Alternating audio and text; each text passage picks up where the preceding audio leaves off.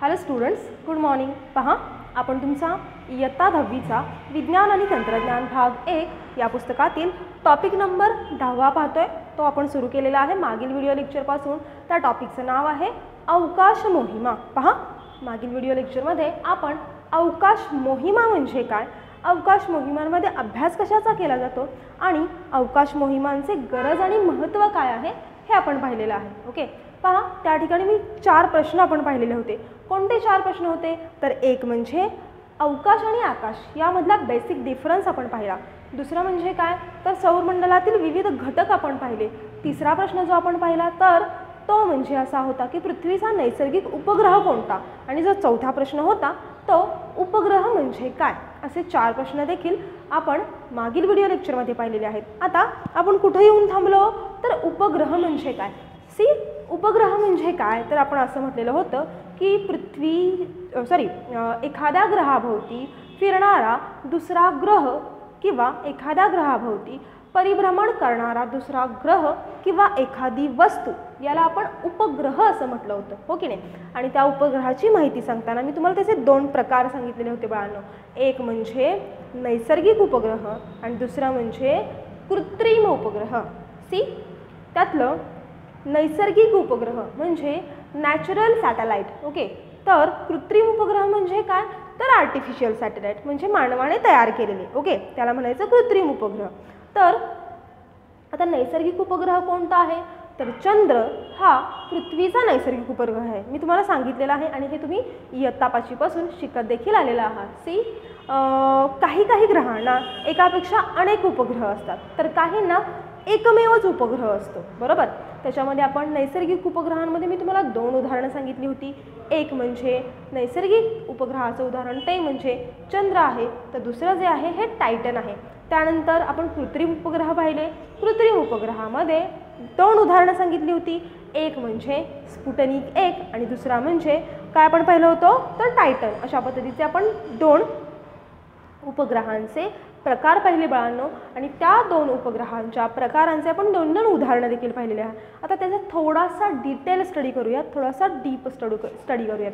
So let's see, नैसर्गिक उपग्रह म्हणजे काय. आपण नैसर्गिक उपग्रह म्हणजे काय व्याख्या इथं मी लिहिलेली आहे, ती व्याख्या पाहूयात आणि अर्थ समजून घेऊयात. पहा, पृथ्वीच्या किंवा एखाद्या ग्रहाची नियमित कक्षेत परिक्रमा करणारी खगोलीय वस्तू याला आपण नैसर्गिक उपग्रह म्हणतो. पृथ्वीच्या किंवा एखाद्या ग्रहाची नियमित कक्षेत परिक्रमा करणारी खगोलीय वस्तू.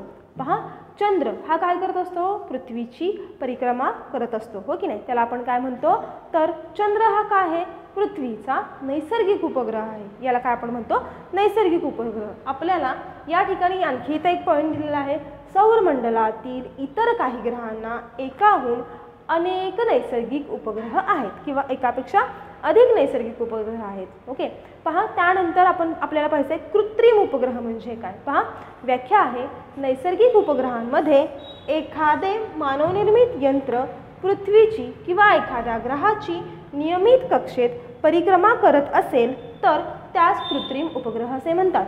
जर का आपण दोन्ही व्याख्यांचं कंपॅरिझन केलं किंवा तुलना केली तर सेमच दिसतात. फक्त इथं काय आलेलं आहे, या दोन्हींमध्ये बेसिक डिफरन्स काय आहे तर या दोघांमधला जो मेन फरक आहे तो म्हणजे नैसर्गिक उपग्रहांमध्ये एखादे मानवनिर्मित यंत्र, पहा, एखादे मानवनिर्मित यंत्र पृथ्वीची किंवा एखाद्या ग्रहाची नियमित कक्षेत परिक्रमा करत असेल. दोन्ही जर का आपण व्याख्या पाहिल्या तर दोन्ही व्याख्या सेमच आहेत. नैसर्गिक उपग्रहामध्ये काय होतं, पृथ्वीच्या किंवा एखाद्या ग्रहाची नियमित कक्षेत परिक्रमा करणारी जी खगोलीय वस्तू असते त्याला आपण म्हटलं नैसर्गिक उपग्रह. याच नैसर्गिक उपग्रहामध्ये मानवाने तयार केलेलं एखादं यंत्र जर का आपण सोडलं तर ते देखील पृथ्वीची आणि त्या ग्रहाची एका नियमित कक्षेत काय करते परिक्रमा करते, म्हणजे त्याच्या भोवती फिरते. हे जे काही असतं याला म्हटलं जातं कृत्रिम उपग्रह. तर त्या कृत्रिम उपग्रहाचं नाव मी तुम्हाला सांगितलेलं होतं. काय नाव सांगितलेलं होतं इथं आपण लिहूयात, उदाहरणार्थ चंद्र व टायटन, आणि इथं लिहूयात उदाहरणार्थ स्पुटनिक व इन्सॅट. स्पुटनिक 1 व इनसॅट.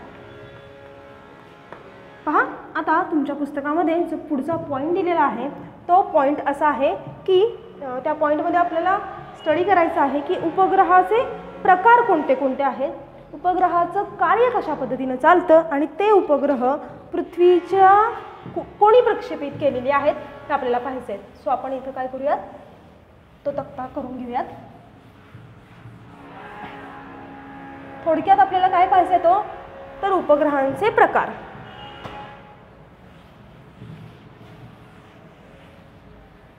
सी या ठिकाणी मी लिहिते उपग्रहांचे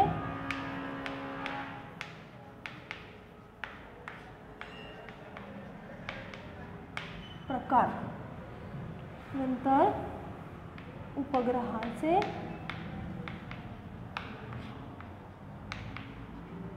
कार्य आणि इथं आपण लिहूयात पृथ्वीच्या भ्रमण कक्षांची किंवा असं लिहूयात प्रक्षेपक, म्हणजे लॉन्च कोण कोण करतं हे उपग्रह आपल्याला पाहायचे आहेत. सी एकूण 4 प्रकार आहेत. कोणकोणते 4 प्रकार आहेत पहा. जो सगळ्यात पहिला उपग्रहाचा प्रकार आहे तो म्हणजे हवामान उपग्रह, म्हणजे याला वेदर सॅटेलाइट असं देखील म्हटलं जातं. Weather satellite. ओके, आता पहा याचं कार्य काय असणार आहे.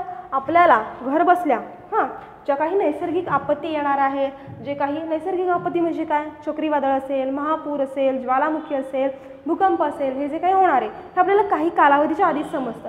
हे कोणामुळे समजतं तर हवामानशास्त्रामुळे समजतं. आणि हवामानशास्त्र जे अभ्यास करत असतं हे कशाच्या साहाय्यानं अभ्यास करत असतं तर हवामान उपग्रहाच्या साहाय्यानं. हवामान उपग्रह काय करतं, याचं कार्य काय आहे तर हे हवामानाचा अभ्यास करण्याचं काम करतं. आणखी हवामानाचा अंदाज कसा आहे, म्हणजे आजच्या हवामानाची स्थिती कशी आहे, आज ऊन असेल जास्त की कमी ऊन असेल, पाऊस येणार असेल का येणार नाही, हवा उष्ण आहे, दमट आहे, या सगळ्या गोष्टींची माहिती आपल्याला कशामुळे समजते तर हवामान उपग्रहामुळे. सो आपण इथे लिहूयात हवामानाचा अभ्यास करणे.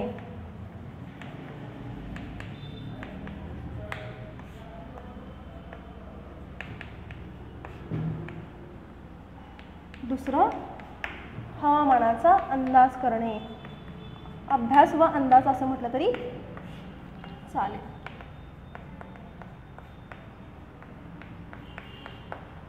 सी आता प्रक्षेपक कोण आहेत पहा. यांना जे लॉन्च करतात, हवामान उपग्रह कोण लॉन्च करतं तर पहा जीसॅट आणि इनसॅट.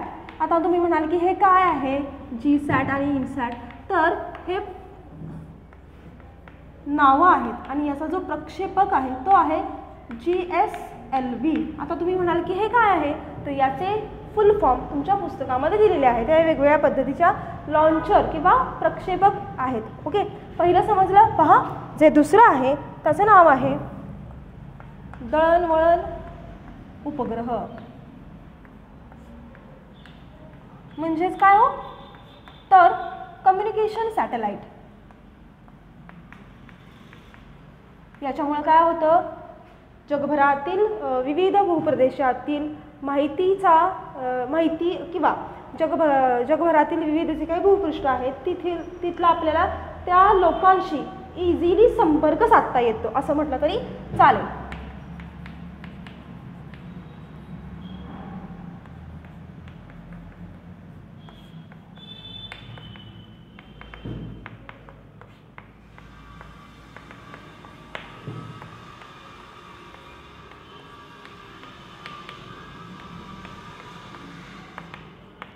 याचे देखील आहेत हे सेमच आहेत जीसॅट आणि इनसॅट.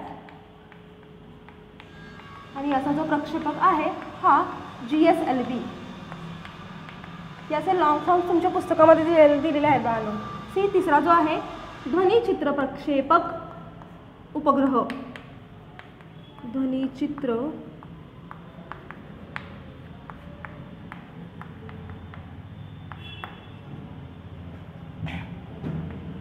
दूरचित्रवाणी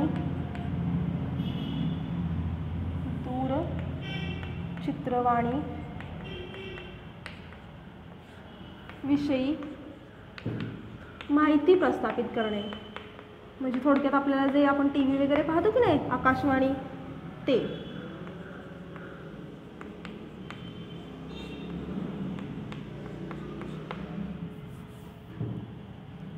सी याचा जो आहे हा देखील GSAT अँड INSAT, आणि याचा पण प्रक्षेपक कोण आहे, GSLV. सी जो चौथा आहे तो आहे दिशादर्शक उपग्रह. याला नेव्हिगेशन सॅटेलाइट असं देखील म्हटलं जातं बाळांनो. याला काय म्हटलं जातं, नेव्हिगेशन. आता दिशादर्शक म्हणजे दिशा दाखवणे.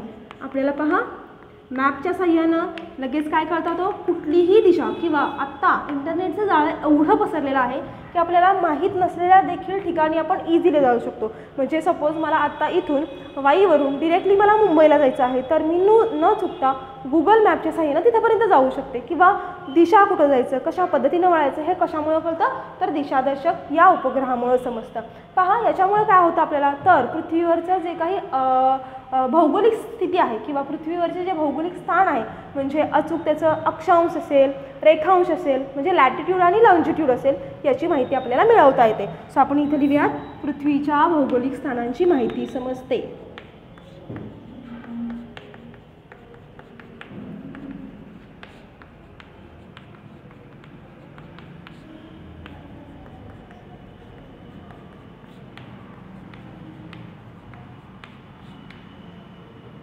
पहा किती झाले हो, 1 2 3, हा चौथा. इथं प्रक्षेपक तुमच्या पुस्तकामध्ये दिलेला नाही, आणि जो चौथा आहे हा पृथ्वी निरीक्षक उपग्रह म्हणजे अर्थ ऑब्झर्वेशन सॅटेलाइट. म्हणजे याच्यामध्ये पूर्ण चालू पहा, पृथ्वी निरीक्षक उपग्रह. आता निरीक्षक म्हणजे ऑब्झर्वेशन उपग्रह. याच्यामध्ये आपल्याला सगळ्याच गोष्टींची माहिती कळते. म्हणजे पृथ्वीवर जे काही होणारे महापूर आहेत, वादळे आहेत, म्हणजे नैसर्गिक आपत्तीबद्दल आपल्याला निरीक्षण आणि मार्गदर्शन करता येते. त्याच पद्धतीनं जे काही आणखी जे पृथ्वीवरील वेगवेगळ्या पद्धतीचे हवामान असेल, त्या देखील घटकांची माहिती आपल्याला समजायला मदत होते. पहा आता इथं आपण लिहूयात, काय लिहूयात तो इथं, तर पृथ्वीवरील विविध नैसर्गिक आपत्तीबद्दल माहिती समजते.